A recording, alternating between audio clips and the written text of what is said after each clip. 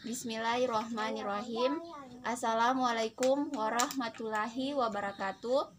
Pertama-tama marilah kita panjatkan puji syukur kita kepada Allah Subhanahu wa Ta'ala yang telah memberi kita banyak sekali nikmat, sehingga dengan nikmat-nikmat itu kita masih bisa melaksanakan perintahnya dengan baik. Sholawat serta salam semoga selalu tercurah limpahkan kepada junjungan kita Nabi Muhammad SAW, yang dengan perjuangan beliau dan para sahabatnya kita bisa merasakan manisnya iman dan indahnya Islam, dan juga kepada keluarga, sahabat, dan para pengikutnya hingga akhir zaman kelak. Amin ya rabbal alamin. Hadirin yang dirahmati oleh Allah, pada kesempatan yang berbahagia ini saya atas nama Rizka Erlaene akan menyampaikan ceramah singkat tentang ikhlas. Ikhlas dalam arti yang sering kita pahami adalah melakukan sesuatu tanpa mengharapkan imbalan apa-apa. Pengertian ini sedikit banyak sudah benar, hanya saja kurang tepat. Dalam agama kita, ikhlas adalah melaksanakan sesuatu karena Allah Subhanahu wa Ta'ala. Ikhlas sendiri mempunyai banyak sekali dimensi dalam kehidupan sehari-hari kita. Contohnya ikhlas dalam bekerja, ikhlas dalam beramal, ikhlas dalam mengajar, ikhlas dalam beribadah, dan lain sebagainya.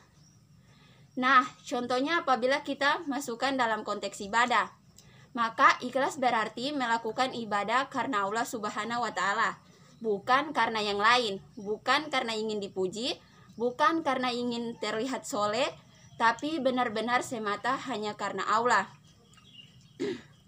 Allah berfirman dalam surah Al-Baqarah ayat 5 yang artinya, tidaklah mereka diperintahkan kecuali untuk mengikhlaskan agama untuknya. Arti ayat tersebut menerangkan pada kita tentang berlaku ikhlas dalam beragama. Agama apabila tidak dilandasi dengan ikhlas dan kejujuran akan runyam dan seolah tak berbekas. Orang sibuk memikirkan kepentingan diri sendiri tanpa sedikit pun menempatkan agama dalam prioritas hidupnya.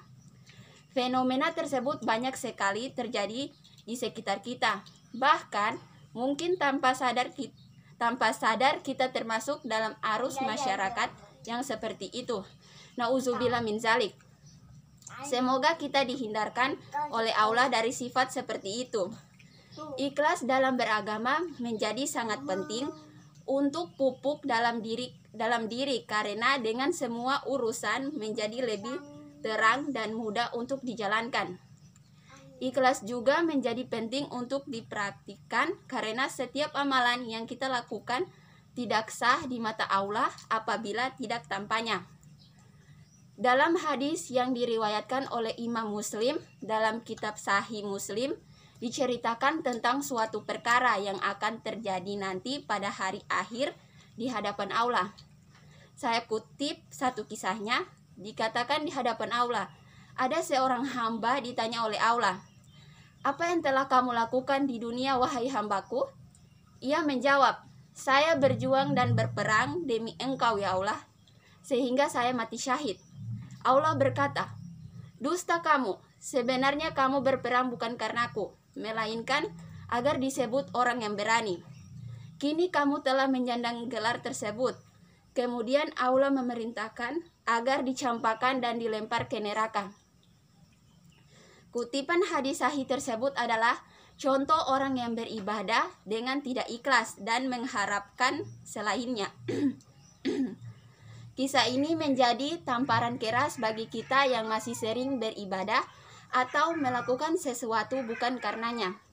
Semoga kita termasuk orang-orang yang Allah lindungi dari hal-hal seperti itu. Hadirin yang dirahmati oleh Allah, dalam beramal juga ikhlas menjadi barometer sebesar apa pahala yang kita dapat. Semakin ikhlas seseorang dalam beramal, semakin besar juga balasan yang diterima. Semakin murni karena Allah dia melakukan sesuatu, maka semakin bernilai amalan itu di sisi Allah Subhanahu wa Ta'ala. Nah, setelah memahami urgensi berlaku ikhlas, maka hendaknya kita mulai memupuk dan melatih diri kita untuk ikhlas dalam segala hal. Sehingga apa yang telah Rasulullah siratkan dalam hadisnya tidak terjadi pada kita. Saya kira cukup dulu kultum singkat tentang ikhlas ini. Semoga apa yang saya sampaikan bisa bermanfaat bagi kita semua. Wabillahi taufik wal hidayah. Wassalamualaikum warahmatullahi wabarakatuh.